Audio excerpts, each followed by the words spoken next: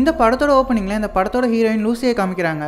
அவ ஒரு காலேஜ்ல படிச்சுட்டு இருக்கா. இவளுக்கு பண தேவைன்றது ரொம்பவே அதிகமா இருக்கு. அதுக்காக நிறைய பார்ட் டைம் வேலை பார்த்துட்டு இருக்கா. ஒரு சயின்டிஸ்ட் அவன் கண்டுபிடிச்ச மருந்து எக்யூப்மெண்ட்லாம் டெஸ்ட் பண்றதுக்காக ஹீரோயினை கூப்பிட்டு அவளுக்கு காசை கொடுத்து அதை அவன் மேல டெஸ்ட் பண்ணிட்டு இருப்பான். அது மட்டும் இல்லாம ஹீரோயின் ஒரு காஃபி ஷாப், ஒரு ஜெராக்ஸ் கடைன்னு எல்லா இடத்துலயும் வேலை பார்த்துட்டு இருக்கா. அப்படி வேலையெல்லாம் முடிச்சுட்டு வீட்டுக்கு போனா வீட்டுல இவளோட தங்கச்சியும் அந்த தங்கச்சியோட பாய் ஃப்ரெண்டும் இருக்காங்க.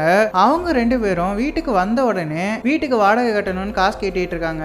ஹீரோயினும் தன்னோட பேக்ல இருந்து கொஞ்சம் பணத்தை எடுத்து கொடுத்துட்டு அங்க இருந்து கிளம்பி ஜெராக்ஸ் கடைக்கு வேலைக்கு போறா. அங்க வேலை பார்த்துட்டு இருக்கும்போது இவளுக்கு ஒரு கால் வர இவளும் அங்க இருந்து கிளம்பி பேட்மேன்ற ஒருத்தனோட வீட்டுக்கு போறா. அவன் இவளோட சொந்தக்காரன் தான். அவனுக்கு ஹீரோயின் மேல ஒரு கண்ணு. அப்படியே அவ அந்த வீட்டுக்கு போனோன்னு அந்த வீட்டுல இருக்க வேலையெல்லாம் பார்த்து முடிச்சுட்டு அவன் கூட ஒன்னா உட்காந்து டிவி பார்த்துட்டே சாப்பிட்டுட்டு இருக்கா. அப்படி சாப்பிட்டுட்டு இருக்கும்போது அவனும் நம்ம லவ் பண்ணலாமா கல்யாணம் பண்ணிக்கலாமான்ற மாதிரி கேட்டுட்டு இருக்கான். அதை கேட்ட லூசியும் சிரிச்சுக்கிட்டு இல்ல முடியாதுன்ற மாதிரி சொல்லிக்கிட்டு இருக்கா. அதுக்கப்புறமா அவன் ஹீரோயினை பார்த்து போன தடவை நீ எனக்கு கிஸ் பண்ணல அதே மாதிரி இந்த தடவை கிஸ் பண்றியான்னு சொல்லி கேட்க ஹீரோயினும் கோவப்படாம சிரிச்சுக்கிட்டு அதெல்லாம் முடியாதுன்ற மாதிரி சொல்லிக்கிட்டு இருக்கா. இந்த பேட்மேன் ஒரு பயங்கரமான குடிகாரன். குடிச்சு குடிச்சு இவனுக்கு உடம்புல நிறைய பிரச்சனை வந்திருக்கு. அது மட்டும் இல்லாம இவன் கொஞ்ச நாள் தான் உயிரோட இருப்பான். அதனாலதான் ஹீரோயின் அடிக்கடி இவனை வந்து பார்த்துட்டு இருக்கா. ஹீரோயினுக்கு பண தேவை அதிகமாவே இருக்கு. இவ காலேஜ் படிக்கணும், இவளோட தங்கச்சியை பாத்துக்கணும், வீட்டுக்கு ரெண்ட் கட்டணும், அது மட்டும் இல்லாம இந்த பேட்மேனையும் பாத்துக்கணும், இவனோட மெடிக்கல் செலவையும் அவ தான் கவனிச்சுக்கிறா. இதனால இவ எவ்வளவு வேலை பார்த்தாலும் அவளுக்கு காசே பத்த மாட்டேங்குது. அப்படி இருக்க ஒரு நாள் இத பத்தி யோசிச்சுட்டே ரோட்ல போயிட்டு இருக்கா. அப்படி போயிட்டு இருக்கும்போது ஒரு வேலைக்கான போஸ்டர் பாக்குறா. அதை பார்த்துட்டு அந்த கம்பெனி கால் பண்ணா நீங்க நேர்ல வந்து இன்டர்வியூ அட்டெண்ட் பண்ணுங்க, எல்லா டீடைல்ஸையும் அப்ப சொல்றோன்ற மாதிரி சொல்லிக்கிட்டு இருக்காங்க. அதை கேட்ட ஹீரோயினும் சரின்னு சொல்லிட்டு அந்த கம்பெனிக்கு இன்டர்வியூக்கு போறா. அங்க போனா கிளாரான்ற ஒரு லேடி தான் ஹீரோயினை இன்டர்வியூ எடுக்கிறதுக்காக நின்னுட்டு இருக்காங்க. அந்த கிளாரா ஹீரோயினை கேள்வி கேட்பாங்கன்னு பார்த்தா திடீர்னு உங்க ட்ரெஸ் எல்லாம் கழட்டுங்க, உங்களை செக்அப் பண்ணணும்னு சொல்லிட்டு இருக்காங்க. ஹீரோயினும் சரின்னு சொல்லிட்டு தன்னோட ட்ரெஸ் எல்லாம் கழட்டிட்டு ஹீரோயின் உடம்புல ஏதாவது காயம் இருக்கான்னு பார்த்துட்டு இருக்காங்க. அதுக்கப்புறமா அவளை பார்த்து உனக்கு ஏதாச்சும் நோய் இருக்கா, நீ எதுவும் மருந்து எடுத்துக்கிறியான்னு சொல்லி கேட்க ஹீரோயின் அதெல்லாம் இல்ல, சின்னதா அலர்ஜிக்கு மட்டும் டேப்லெட் எடுத்துக்கிறேன்னு சொல்லிட்டு இருக்கா. அதுக்கப்புறமா அந்த கிளாரா ஹீரோயினை பார்த்து இங்க பாருங்க உங்களோட வேலை ஒரு சில இடங்களுக்கு இந்த பணக்காரங்க எல்லாம் நைட் ஆனா சந்தோஷமா சரக்கு அடிச்சுட்டு சாப்பிடுறதுக்காக பார்ட்டிக்கு வருவாங்க. அவங்க முன்னாடி நீங்க அரகரோட ட்ரெஸ்ஸோட நின்று அவங்களை சந்தோஷப்படுத்தணும்ன்ற மாதிரி சொல்லிக்கிட்டு இருக்கா. அதை கேட்ட ஹீரோயினும் அதை அமைதியா கேட்டுட்டு இருக்காங்க. அதுக்கப்புறமா அந்த கிளாரா இந்த வேலைக்கு ஏத்த மாதிரி உங்களுக்கு சம்பளமும் நல்லா தரும், நீங்க இந்த வேலையை நல்லா பண்ணீங்கன்னா அடுத்தடுத்து ப்ரமோஷனும் போட்டு கொடுக்குறோம், அதுக்கேற்ற மாதிரி காசையும் அதிகமா கொடுக்குறோன்ற மாதிரி சொல்லிக்கிட்டு இருக்காங்க. ஹீரோயினுக்கும் பண தேவை அதிகமா இருக்கிறதுனால அவங்க பேசுற எல்லாத்தையுமே கேட்டுட்டு அவங்களுக்கு சரின்னு சொல்றா. அதுக்கப்புறமா நீங்க வேலைக்கு வரும்போது உங்களை பிக்கப் பண்றதுக்கு நாங்களே வண்டி அனுப்பிச்சு வைக்கிறோம்னு சொல்லிட்டு ஹீரோயின் அங்கிருந்து அனுப்பிச்சு வைக்கிறா. இதுக்கு அடுத்து ஹீரோயினும் அந்த வேலையை பார்க்கறதுக்காக ஒரு இடத்துக்கு வரா. அங்க வந்து அங்க இருக்க ஆளுங்க ஹீரோயினோட ஒரிஜினல் பேரை யூஸ் பண்ணா ஏதாச்சும் பிரச்சனை வரும்னு சொல்லிட்டு ஹீரோயினுக்கு வேற ஒரு பேரை சொல்றாங்க. அதுக்கப்புறமா ஹீரோயினை அரகுற ட்ரெஸ் போட்டுட்டு அந்த பார்ட்டிக்குள்ள போக சொல்றாங்க. என்னால இதுக்கப்புறமா வர கொஞ்சம் சீன்ஸை காட்ட முடியாது, சோ கொஞ்சம் அட்ஜஸ்ட் பண்ணிக்கோங்க. இதுக்கப்புறமா ஹீரோயினும் அந்த பார்ட்டிக்கு போனா அங்க நிறைய பொண்ணுங்க இதே மாதிரியே ட்ரெஸ் போட்டுட்டு அரகுறையா நின்னுட்டு இருக்காங்க.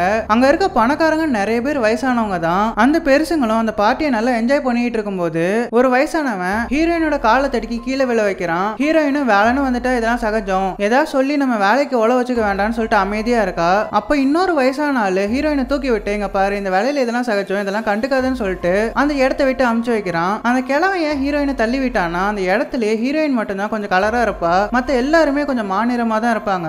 அதனாலதான் ஹீரோயினை அவன் கீழே தள்ளி விட்டுருப்பான். இதுக்கு அடுத்து ஹீரோயினும் தன்னோட ட்ரெஸ் எல்லாம் மாத்திட்டு இருக்கும்போது இந்த வேலைக்குன்னே சில இன்சார்ஜ் எல்லாம் இருப்பாங்கல்ல, அவங்க வந்து ஹீரோயினை பார்த்து இங்க பாருங்க இங்க உங்களோட தேவைன்றது முடிஞ்சு போச்சு, இப்போ நீங்க வீட்டுக்கு கிளம்புங்க, உங்களுக்கு ப்ரமோஷன் கொடுத்தாச்சு, அந்த டீடைல்ஸ் எல்லாம் கிளாரா அவங்க கிட்ட சொல்லுவாங்கன்னு சொல்லிட்டு அங்கிருந்து அனுப்பிச்சு வைக்கிறாங்க.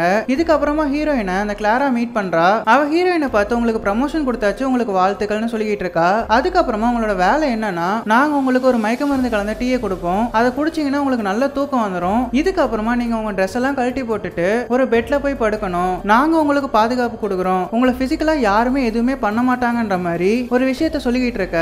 ஹீரோயின் அது எல்லாத்தையுமே கேட்டுட்டு சரின்னு சொல்லிட்டு அந்த டீ எல்லாம் குடிக்கிறா. அதுக்கப்புறமா அவங்க சொன்ன மாதிரி ட்ரெஸ்ஸே இல்லாம ஒரு பெட்ல போய் படுக்கிறா. அப்போ அந்த கிளாரா ஒரு வயசான கிழவனை அந்த ரூம்குள்ள கூட்டு வரா. வந்து அந்த கிழவனை பார்த்து இங்க பாருங்க நீங்க இவ பக்கத்துல படுத்துக்கலாம், இவ்வளவு தொட்டுக்கலாம், ஆனா இவ்வளவு பிசிக்கலா எந்த ஒரு டார்ச்சரும் பண்ணக்கூடாது, இவன் மேல காயம் இருக்க கூடாது, அது மட்டும் இல்லாம குறிப்பா நீங்க அவ கூட பிசிக்கல் ரிலேஷன்ஷிப்ல இருக்க கூடாதுன்ற மாதிரி சொல்றா. அதை கேட்டு இந்த கிழவனும் எல்லாத்துக்கும் சரின்னு தலையாட்டிட்டு கிளாராவை அந்த ரூமை விட்டு அனுப்பிச்சு வைக்கிறான். அதுக்கப்புறமா தன் உடம்புல இருக்க எல்லா ட்ரெஸ்ஸையும் கழட்டிட்டு ஹீரோயின் பக்கத்துல போய் படுத்துக்கிறான். இதுக்கப்புறமா ஹீரோயினுக்கு இந்த வேலை மூலமா நிறைய காசு வருது. இதுக்கப்புறமா ஹீரோயின் தன்னோட மத்த வேலையெல்லாம் பார்த்துக்கிட்டு இந்த வேலையும் பார்த்துக்கிட்டு இருக்கா. தன்னோட லைஃப் வழக்கம் போல வாழ்ந்துகிட்டு இருக்கா. தனக்கு நிறைய காசு காசு வந்ததுனால ஒரு மெயினான சிட்டில கொஞ்சம் வசதியான வீட்டை பார்த்து வாடகைக்கு வாங்குறா. அந்த வீட்டுல இருந்துகிட்டு தான் தன்னோட வேலைக்கு காலேஜுக்குன்னு எல்லா இடத்துக்கும் போயிட்டு இருக்கா.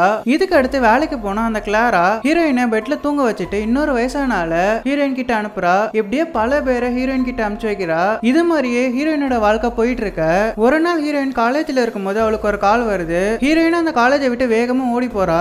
அப்படியே ஒரு ஹாஸ்பிட்டலுக்கு போறா. அந்த கால்ல என்ன சொல்லிருப்பாங்கன்னா அந்த பேட்மேன் ரொம்ப சீரியஸா இருக்கான், அவனை ஹாஸ்பிட்டல்ல சேர்த்திருக்கோன்ற மாதிரி சொல்றாங்க. ஹீரோயின் அந்த பேட்மேனை போய் பாக்குறா. அவனும் சாக கிடக்குறான். அவன் கடைசி ஆசையா ஹீரோயின் கிட்ட நான் உன்னை ஒரு தடவை கட்டி பிடிச்சுக்குவான்னு சொல்லி கேட்க ஹீரோயினும் சரின்னு சொல்லிட்டு அவன் பக்கத்திலேயே பெட்ல படுத்துக்கிறா. அந்த பேட்மேனும் இறந்து போயிடுறான். இதுக்கப்புறமா ஹீரோயின் அவனோட இழப்பை தாங்க முடியாம கொஞ்ச நாள் வேலைக்கு போயிட்டு இருக்கா. கொஞ்சம் கொஞ்சமா அவனோட இழப்புல இருந்து மீண்டு வந்துடுறா. ஒரு நாள் ஒரு பார்ட்டிக்கு போகும்போது தன்னோட ஒரு பழைய ஃப்ரெண்ட பாக்குறா. அவன் கிட்ட போயிட்டு நீ என்ன கல்யாணம் பண்ணிக்கிறியான்ற மாதிரி கேட்க அதுக்கு அவனும் என்ன நீ திடீர்னு இப்படி கேட்கிற, எனக்கு அந்த மாதிரி எதுவும் ஐடியா இல்லைன்னு சொல்லிடுறான். இதுக்கு அடுத்து ஹீரோயினும் வழக்கம் போல அந்த வேலை கிளம்பி போறா. அங்க போனா இன்னொரு கிழவனை மயக்கமா இருக்கிற ஹீரோயின் பக்கத்துல படுக்க வைக்கிறாங்க. இதுக்கப்புறமா ஹீரோயின் தன்னோட காலேஜ் கிளம்பி போறா. அங்க இருக்கும்போது ஹீரோயினுக்கு ஒரு கால் வர அந்த காலை ஹீரோயின் எடுத்து பேசுறா. அந்த காலை ஹீரோயின் கூட அந்த காஃபி ஷாப்ல வேலை பார்க்குற ஒருத்தன் தான் பண்ணிருப்பான். இவ உடனே அங்கிருந்து கிளம்பி காஃபி ஷாப்புக்கு போய் அவன் கூட மணிக்கணக்கா பேசிட்டு இருக்கா. அதுக்கப்புறமா அவனை கூப்பிட்டுட்டு தன்னோட அபார்ட்மெண்ட்டுக்கு வரா. அங்க வந்து அவன் கூட கொஞ்சம் அப்படி இப்படி இருக்கிறா. இப்படியே மறுநாள் காலையில விடிய ஹீரோயின் தன்னோட பழைய ஃப்ரெண்டு கிட்ட என்ன கல்யாணம் பண்ணிக்கிறியான்னு கேட்டிருப்பால. அந்த ஃப்ரெண்டு கரெக்டா இவங்க ரெண்டு பேரும் இருக்கிற அபார்ட்மெண்ட் பக்கமா வரான். இவங்க ரெண்டு பேரும் ஒன்னா இருக்கத பார்த்துட்டு என்ன சொல்றதுன்னே தெரியாம கொஞ்சம் கோவமா மூஞ்சி வச்சுட்டு அங்கிருந்து கிளம்பி போயிடுறான். இதுக்கு அடுத்த சீன்ல அந்த கிளாரா ஹீரோயினை மறுபடியும் வேலை கூப்பிடுறாங்க. ஹீரோயினை வேலை கிளம்பி போயிட்டு இருக்கும்போது தான் தூங்கும் போது தனக்கு என்ன நடக்குதுன்ற விஷயத்த நம்ம தெரிஞ்சுக்கணும்னு நினைக்கிறா. அதுக்காக ஒரு கடைக்கு போயிட்டு கேமரா எல்லாம் வாங்கிட்டு இருக்கா. இதுக்கப்புறமா கிளாரா சொன்ன இடத்துக்கு வந்துட்டு கிளாராவை பார்த்து இங்க பாருங்க, நான் தூங்கும் போது என்ன நடக்குதுன்னு எனக்கு தெரியணும், அதுக்காக நீங்க ஒரு கேமராவை அந்த இடத்துல பிக்ஸ் பண்ணி என்ன நடக்குதுன்றதை ரெக்கார்ட் பண்ணி எனக்கு போட்டு காமிப்பீங்களான்னு சொல்லி கேட்டுட்டு இருக்க. அதை கேட்ட கிளாராவும் இங்க பாருங்க அதெல்லாம் முடியாது, இங்க வர எல்லா கிளைண்ட்டுமே ரொம்ப பணக்காரங்க, ஒருவேளை நான் அந்த வீடியோவை பிடிச்சி உங்ககிட்ட கொடுத்தேன்னா நீங்களே அவங்கள பிளாக்மெயில் பண்ண வாய்ப்பு இருக்கு, அதனால இதுக்கு வாய்ப்பே இல்லைன்னு சொல்ல ஹீரோயினும் சரின்னு தலையாட்டிட்டு அந்த ரூம்ல போய் படுக்கிறா. அப்படி தூங்குறதுக்கு முன்னாடி அந்த ரூம்ல இவ வாங்கிட்டு வந்து கேமராவை பிக்ஸ் பண்றா. இதுக்கப்புறமா அந்த கிளாராவும் ஹீரோயின் கிட்ட முதல்ல ஒரு கிழவனை கூட்டு வந்தால அந்த கிழவனை மறுபடியும் இவகிட்ட கூப்பிட்டு வரா. இதுக்கப்புறமா அந்த கிளாரா அந்த ரூமை விட்டு போக அந்த கிழவன் அந்த ரூம்ல வந்து ஒரு டீயை குடிக்கிறான். அதுக்கப்புறமா தன்னோட ட்ரெஸ் எல்லாம் கழட்டி போட்டுட்டு ஹீரோயின் பக்கத்துல போய் படுக்கிறான். இப்படியே மறுநாள் காலையில விடிய கிளாரா அந்த ரூம்குள்ள வந்து பார்த்தா அந்த கிழவன் பேச்சு மூச்சு இல்லாம இருக்கிறான். கிளாராவும் அந்த கிழவனோட மூக்குல கைய வச்சு பார்த்தா அந்த கிழவன் அங்கேயே செத்து போய் கிடக்குறான். அதுக்கப்புறமா ஹீரோயினுக்கு என்னாச்சுன்னு சொல்லிட்டு அவ பக்கத்துல போயிட்டு அவளை எழுப்ப ஹீரோயினும் பேச்சு மூச்சு இல்லாம கிடக்குறா. அப்போ அந்த கிளாரா ஹீரோயினை பயங்கரமா தட்டி எழுப்பி அவ கண்ணத்திலே பலார்னு அடிக்க ஹீரோயின் சட்டுன்னு கண்ணு முழிக்கிறா. தான் பக்கத்துல ஒரு கிழவன் செத்து போய் கிடக்கிறத பார்த்து பயங்கர அதிர்ச்சி ஆகுறா. அதுக்கப்புறமா ஓன்னு உட்காந்து அழுதுகிட்டு இருக்கா. இதுக்கு அடுத்து என்ன ஆச்சுன்றது தெரிஞ்சுக்கிறதுக்காக அவ பிக்ஸ் பண்ண கேமரால ரெக்கார்ட் ஆன வீடியோவை பார்த்துட்டு இருக்கா. அந்த வீடியோல ஹீரோயின் தூங்கிட்டு இருக்கும் போது அந்த ஆள் அமைதியா ட்ரெஸ் எல்லாம் கழட்டி போட்டு பக்கத்துல வந்து படுக்கிறான். அப்படி தூங்கிட்டு இருக்கும் போது அந்த கிழவனும் செத்து போயிடுறான். ஹீரோயினுக்கு ஒழுங்கா தூக்கம் வராதனால அங்கேயும் இங்கேயும் புரண்டிட்டு இருக்கா. இதுதான் அந்த வீடியோல இருந்திருக்கும். ஆக்சுவலா அந்த கிழவனுக்கு என்ன ஆயிருக்கும்னா ஹீரோயினுக்கு வச்சிருந்த ஒரு மயக்க மருந்து கலந்த டீய அந்த ஆள் எடுத்து குடிச்சிருப்பான். அதுல கொஞ்சம் டோசேஜ் ஓவரா இருந்ததுனால அந்த கிழவன் அந்த டோசேஜ் தாங்க முடியாம இறந்து போயிருப்பான். ஹீரோயினும் இந்த வீடியோ பார்த்துட்டு பயங்கரமா அதிர்ச்சி ஆகுறா. இதோட இந்த படமும் முடியுது. உங்களுக்கு இந்த வீடியோ பிடிச்சிருக்கும்னு நினைக்கிறேன். பிடிச்சிருந்தா மறக்காம லைக் பண்ணிடுங்க. நம்ம சேனலை சப்ஸ்கிரைப் பண்ணலாம், சப்ஸ்கிரைப் பண்ணி பக்கத்துல இருக்க பெல் ஐகானை கிளிக் பண்ணி ஆல்ன்ற பட்டனை செட் பண்ணி வச்சுக்கோங்க.